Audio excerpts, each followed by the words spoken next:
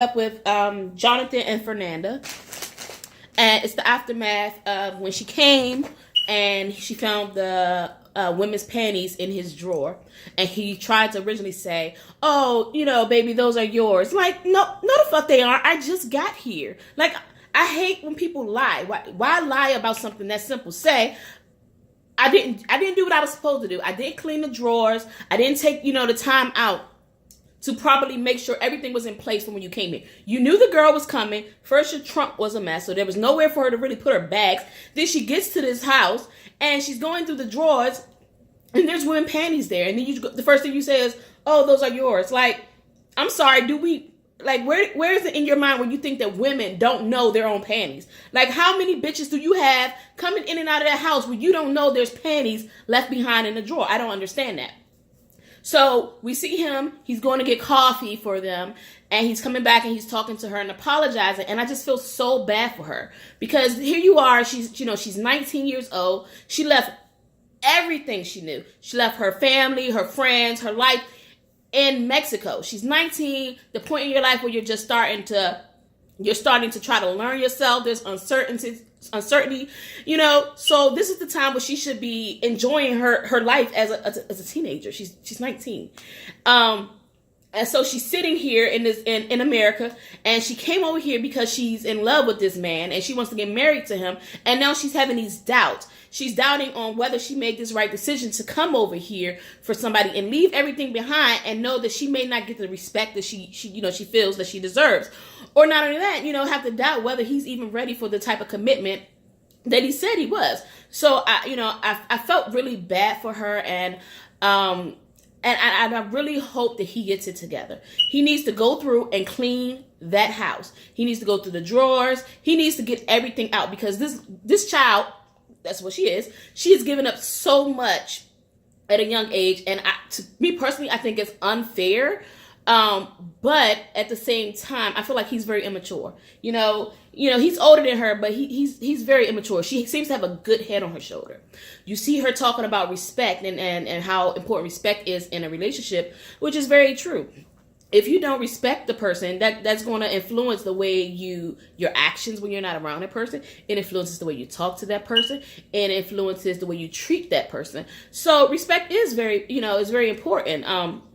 So I can understand her concerns. I can understand her fears, and I'm just hoping that this doesn't end up being a situation where she's given up so much of herself only to come here to America and be let down. Jay and Fernanda are going over to meet some of Jay's friends. They're having like a dinner, a little get together. For the most part, everybody was pretty nice. I didn't see any huge. Nobody was being particularly bitchy, so.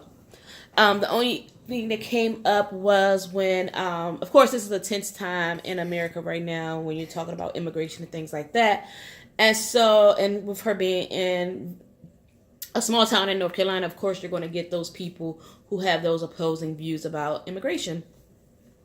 And so one of his friends brings up the fact about how some people in their town and feel like people are immigrating to the United States and they're taking jobs and they're using public benefits and different things like that. And she was saying, that's your opinion. You're entitled to your opinion, and I understand that they want to defend their country, but I'm also going to defend my country. Here's the thing: when it comes to the job situation, I totally disagree. I totally disagree with the friend, because I don't see people migrating and taking jobs taking the jobs away from Americans. What I see, and this is from my experience and from what I've seen and from the people that I've encountered, they are willing to take jobs that Americans don't want. They're willing to get out there. They're willing to work. They're willing to put their pride aside, and they're willing to work and save and build up. They're not coming out over here and just trying to start at the top. And what I see a lot is that I see a lot of people who want something for nothing. I see people who are homeless, who will literally say, "Oh no, I can't go there because they don't have this. Oh no, I can't do that because they don't have this.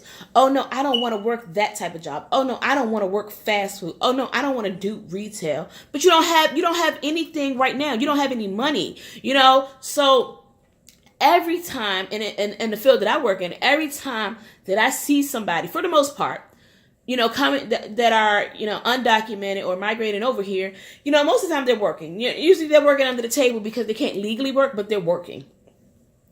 I see a lot more of citizens who aren't working, to be quite honest, in this area where I live. So in regards to benefits, they are not, if they are undocumented, they are not entitled to government benefits. Here's the one exception. Here's like a teensy exception. If they go into, say, for instance, like a hospital, only place it can happen, and they require medical care, they cannot get full medical assistance, Medicaid, the medical insurance is paid through the state and things like that. They cannot get that because they're not documented. But what they can get is emergency Medicaid. So a lot of hospitals will apply for emergency Medicaid. And what that does is it pays the hospital bill. It won't pay for their prescriptions. It won't pay for any outpatient services, any follow-up appointments. It's strictly just to pay the hospital stay. Now, I can see that point where it's like, well, they shouldn't. Medical assistance is a tax. It's funded by the taxpayers, so they shouldn't be entitled to that either. It's catch-20. I don't know what else to do about it. The hospitals, they want to recoup their money, but they're really recouping it off of the taxpayers' money of the citizens. So I don't know. You will see them if they need services like dialysis. If they need dialysis and they're undocumented, pretty much what happens is most of the time the hospitals are doing a contract and paying out of pocket for these, paying out of pocket so they can get the dialysis, because without dialysis it's very it's serious, and you could potentially die if you are required to have lifetime dialysis and you don't receive it. You could die. So other than that, of course there are a lot of charity programs that will help out with certain things here and there. But as far as prescriptions, like regular everyday prescriptions, they're not getting those for free. They have to pay out of pocket. And to be quite honest, I see a lot more of those families willing to pool their money in together to help grandma or grandpa or auntie or uncle to get those things, versus the people that I see here. I don't see them willing to help out. They go, if she can't afford it, that's not my problem. So I guess it just depends on your experiences and what you see from day to day, but that's just what I feel. Now, so I like the way she handled it. She stood firm in her opinion and what she believed, but also he wasn't, he didn't falter in his opinion, but it didn't turn into an argument. It didn't turn into a shouting match. It was a very respectful conversation, and they went from there. Kalani and Asuelu. It's Kalani's 30th birthday. Her mom's there with the cake, wishing her daughter happy birthday.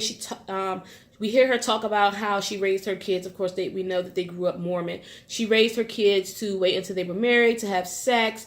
So when she found out she was pregnant, she was a little shocked. She also expressed her concerns that when Asuelu comes to America, she's wondering if he's coming to America to be with his family, or is he just looking for a reason to come to America. Then we see Kalani. She's talking about her concerns about whether how he'll be with the baby. He saw the baby when she took him over to visit, but pretty much that's been it. It's been kind of FaceTime on the phone. So she's just concerned about, how he'll handle the baby, and she says she's a little protective. I feel like she's gonna have to be patient with him because, like he said, he raises pigs and things like that. He said he's never really been around a baby and taking care of a baby, so she's gonna have to teach him the same way somebody had to teach her. So she's going to have to be patient and work with him and get comfortable with the fact of him being in the home and him having a position in his child's life. He has to be involved with the decision-making process and what happens to the baby. It's not just her anymore, or rather her and her family anymore. So then Kalani goes to the airport to pick Asuelu up, and, he's happy to see her. He lays her. And then he starts to do a dance. I guess it's a cultural dance. And she looked very uncomfortable, almost embarrassed that he was doing it. And here's the thing. On one hand, I'm like, well, if that's his culture, just try to embrace it, try to understand that there's going to be cultural differences in this relationship. But then on another hand, I'm like, is he did TLC tell him to do this? Because it's in the middle of an airport. Is he pretty much like shucking and jiving? Like, why is he doing this right now? But then we see later in the episode, he does it when he gets around her family, and she's just as much embarrassed then. So I think that daddy did a real number on them. And, she went over to Samoa for the vacation to visit, but I feel like there was some self-hatred kind of instilled in them. I could be wrong, but that's just how I feel. It seemed like she's very much embarrassed by her own culture because her dad didn't feel like. And we see, we also see a Swelu and Kalani. We also saw them again. And Kalani is they've arrived home and her mom is there. The mom, I think she's going to be a little more easy to deal with than the dad. She did give him a hug and she said he looked confused and he needs. I'm like, of course he's confused. He just got off a fucking plane, came to a different country. He does not know you. He does not know the area he's in. He's seeing things that he's never seen before. So, of course he's going to be a little confused. Just give this man a break. Asuelu, he seems like a really nice guy. I don't get ill intentions from him, but stranger things have happened. We'll keep paying attention to that. But for right now, I think he's a nice guy and he's happy to be there with his fiance and his child. But that baby was not having it. That baby was like, I don't know you, stranger danger, mama, who is this man? Get him away from me. Baby was not feeling it. Baby has only seen this man once in his life, and this baby, 8-9 months? Baby doesn't know this man. So that's going to be a process. He's going to have to be around the baby, interact with the baby. Eventually the baby will get used to him, just like with any parent. Any family member you bring around, the child doesn't know. They have to work their way up to it. But with him eventually being around every day, I think it'll get easier. What drives me crazy is Kalani, she lives with her sister. They have a condo together. But since the sister still doesn't like Asuelu, she's renting a B&B. Listen, the sister needs to suck it up. It is not your life. It is not your relationship. Like, mind your damn business. Like, I can never understand those families who feel like they have to be so entitled and so involved with somebody else's relationship. What people choose to do in their relationships is their business. That is very important that if something happens in your relationship, or if you and your spouse get into an argument or disagreement, don't go and tell every single detail to your family because your family doesn't, they don't get over it. But at the same time, like, grow the fuck up. She's a grown ass woman. She's 30 years old. If she decides that she wants to be with the father of her child, that is her business. You guys are putting all of this animosity and hatred towards this man who has literally done nothing to you guys. Let's talk about the fact, you're worried about if he's here for, he has ill intentions, but let's talk about the fact that your sister, who was a virgin, I don't know, went over to an island and decided to bust it wide open her first time with no condom. Like, let's talk about that. Like, let's talk about how do you feel that comfortable to do this with this strange man that you do not know? You don't know him. You haven't been around him enough to know him. But you're going to have sex with him with no condom on your first time.